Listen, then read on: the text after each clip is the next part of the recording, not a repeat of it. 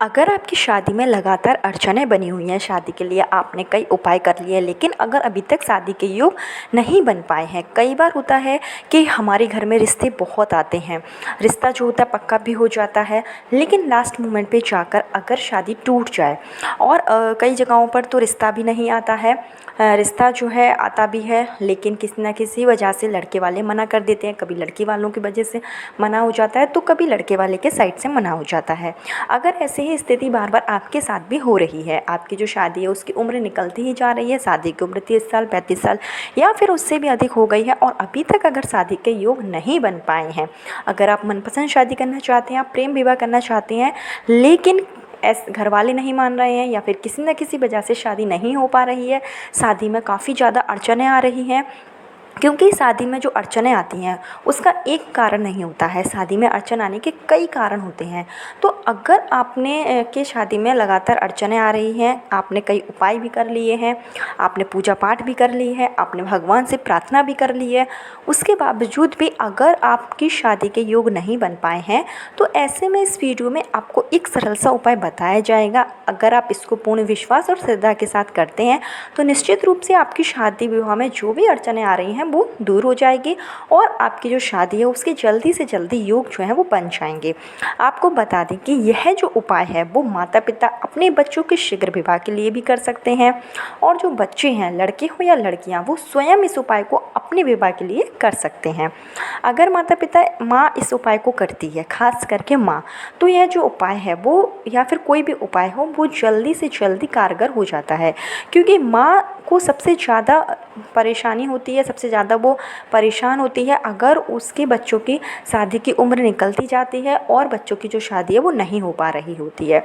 ऐसे में माँ अपने बच्चों के लिए अगर उपाय करती है तो पूर्ण विश्वास के साथ करती है, पूरे विधि विधान से करती है, पूर्ण तन्मयता के साथ करती है, जिससे कि ईश्वर जो होते हैं वो प्रार्थना को जल्दी स्वीकार कर लेते हैं और उसके बच्चों के जीवन में जो भी कष्ट होता है, जो भी बाधा होती है, शादी में जो भी अड़चनें आ रही होती हैं वो जल्दी से जल्दी दूर हो जाती हैं। तो अगर आपकी भी शादी में अड़चनें आ रही हैं तो आप प्राथमिकता यही करिए कि आप माँ से उपाय करवाएं। अगर माँ नहीं कर पाती है, माँ नहीं है अगर करने में सक्षम, तो बच्चे उस जगह पर उपाय कर सकते हैं।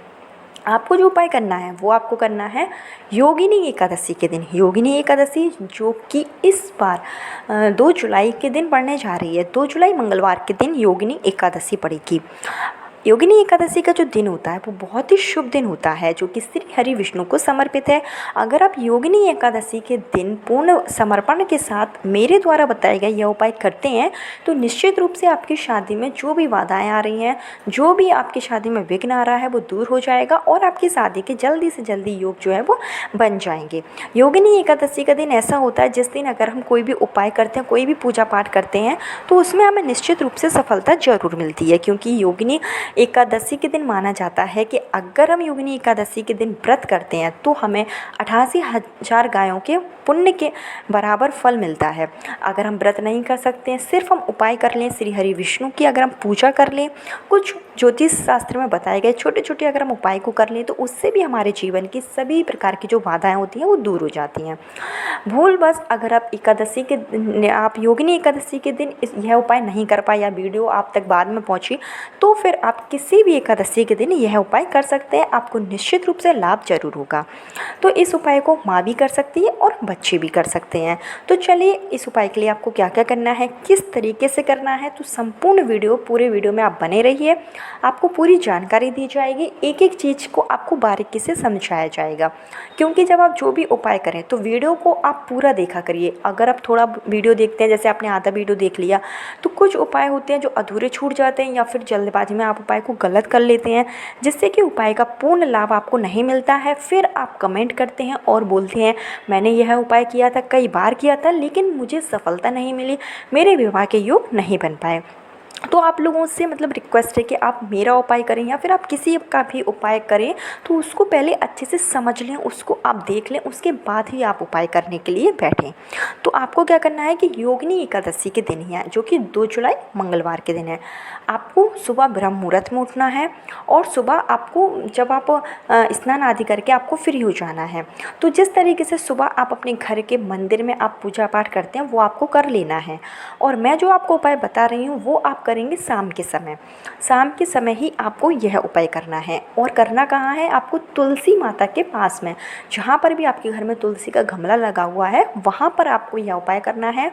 लेकिन इसके लिए आपको दिशा का ज़रूर ध्यान रखना है कि जब आप उपाय करने के लिए बैठें तो आपका जो मुख हो वो या तो आपको ईस्ट डायरेक्शन में होना चाहिए, मतलब पूरब दिशा में हो, या फिर इसका आपका जो मुख है वो उत्तर दिशा की ओर होना चाहिए, या फिर जो ईशान कोण होता है, जो उत्तर और पूर्व का जो बीच का कोना होता है, अगर आप वहाँ पर बैठकर भी उपाय करते हैं, मतलब आपका जो चेहरा है वो उस साइड अगर होता है ईशान कोण के साइड में, तब भी यह जो उपाय है वो अच्छा माना जाता है।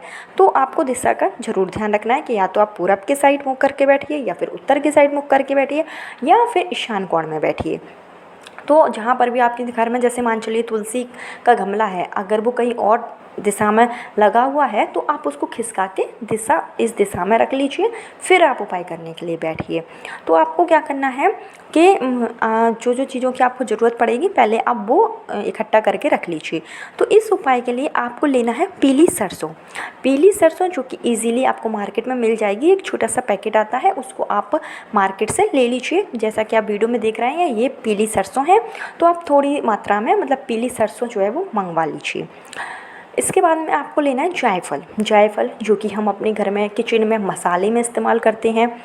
जायफल, बहुत से लोग जायफल का तेल भी लगाते हैं। तो जायफल आप समझते ही होंगे, अगर नहीं समझ में आ रहा है तो आप वीडियो में देख सकते हैं, आपको दिखाया जा रहा है, ये जायफल होता है। इस आपको जायफल भी कम से कम 2 से 3 जायफल आपको मंगवा के रख लेना है, क्योंकि मैं जो आपको उपाय बताऊंगी वो आपको योगिनी एकादशी से शुरू करना है, और आपको इसके बाद में 11 दिन तक लगातार इस उपाय को करना है, इसी तरीके से करना है। तो इसलिए आप जो भी, जैसे आप सरसों मंगाएं या फिर जो आप जायफल मंगाएं, थोड़ा सा आप ज़्यादा क्वांटिटी में मंगाएं, अपने अनुसार आप 11 दिन के हिसाब से इसको मंगा कर रख लें। और आपको लेना है एक मिट्टी का दीपक आपको लेना है। अगर आप 11 दिन तक यह आप उपाय करेंगे तो अगर आप मिट्टी के दीपक का इस्तेमाल कर रहे हैं तो मिट्टी का जो दीपक है वो 11 दिन तक आपका मतलब आपको नया दीपक लेना पड़ेगा। पहले दिन आप जो दीपक जलाएंगे वो दूसरे दिन इस्तेमाल में आप नहीं ले सकते हैं, आपको 11 दिन तक 11 दीपक का प्रयोग करना होगा। और अगर आप पीतल का लेते हैं, स्टील का लेते हैं, तो जो दीपक होगा वही चल जाएगा। आपने जैसे पहले दिन दीपक जलाया, दूसरे दिन आप उसको धो लीजिए, जिससे कि वो पुनः आप उसका प्रयोग कर सकते हैं। तो आप ध्यान रखिएगा कि आप जो भी दीपक लें पहले से सोच समझ कर लें। तो आपने जैसे कि मिट्टी का दीपक ले लिया, उसमें आपने जो है बाती लगाई। बाती आपको कौन सी लगानी है? जो खड़ी हुई बाती होती है, जो गोल बाती है, उसका आपको प्रयोग करना है। आपको जो लंबी बाती है वो नहीं लगानी है। साथ ही में आपको इसमें जो घी का आप प्रयोग करेंगे, आपको जो देसी घी है, गाय का अगर घी मिल जाता है तो बहुत अच्छी बात है, आप गाय के घी का ही प्रयोग करें।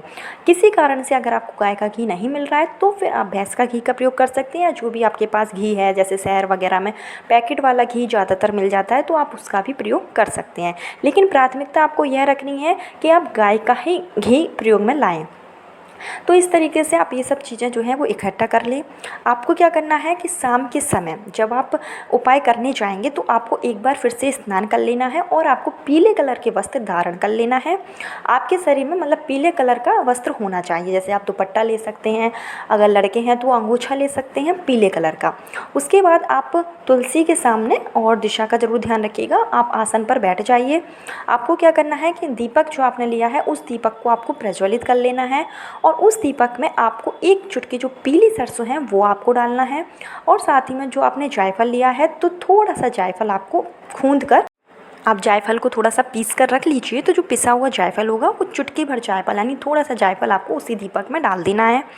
और आपको हाथ जोड़कर प्रार्थना करनी है कि हे तुलसी माता, मेरे बच्चों की शादी में अगर माँ कर रही है तो वो इस तरीके से करेगी कि मेरे बच्चों की शादी में जो भी अड़चनें आ रही हैं, जो भी बाधाएं आ रही हैं वो दूर हो जाए, ग्रह दोष शांत कर दीजिए, शीघ्र विवाह के योग बनाए, अपना आशीर्वाद प्रदान करें। अगर बच्चे कर रहे हैं तो उन्हें अपने विवाह के लिए कामना करनी है। और साथ ही साथ जब दीपक प्रज्वलित होगा तो आपको इस मंत्र का 108 बार जाप करना है। मंत्र जो है वो इस तरीके से रहेगा, ओम नमो भगवते गोविंदाय नमः, ओम नमो भगवते गोविंदाय नमः। इस मंत्र का आपको 108 बार जाप करना है। इसके लिए आप तुलसी की जो माला है उसका भी आप मंत्र जाप के लिए प्रयोग कर सकते हैं। चंदन की माला है आप वो ले सकते हैं, रुद्राक्ष की माला आप वो ले सकते हैं। जो भी आपके पास माला है उससे आप 108 बार मंत्र का जाप कर सकते हैं। अगर आपके पास कोई माला नहीं है तो आप फिंगर की सहायता से, उंगलियों की सहायता से भी गिनकर आप मंत्र का जाप कर सकते हैं। 108 बार आप इस मंत्र का जाप करना है, पूर्ण विश्वास के साथ करना है, पूरी तन्मयता के साथ करना है। अगर आप इस उपाय को करते हैं, एकादशी से शुरू करिए आप और 11 दिन तक अगर कंटिन्यू करते हैं, शाम के समय ही करते हैं, तो निश्चित रूप से आपकी शादी में जो भी अड़चनें आ रही हैं वो दूर हो जाएगी। तो बहुत ही सरल उपाय है, लेकिन इसमें आपको नियम रखना है कि आपको 11 दिन तक करना ही है। किसी कारण से बीच में अगर रुक जाता है तो फिर आप वो 5 दिन तक छोड़कर अगले दिन से आप कर सकते हैं और 11 दिन आप अपने पूरे कर लीजिए। इस तरीके से अगर आप उपाय करते हैं तो निश्चित रूप से आपके विवाह में जो भी बाधाएँ आ रही हैं वो दूर हो जाते हैं, मंगलमय विवाह के योग बनते हैं और शादी के बाद का जो जीवन होता है वो भी सुखमय रहता है। कल फिर मिलती हूँ नए वीडियो नए उपाय के साथ। जब तक के लिए राधे राधे।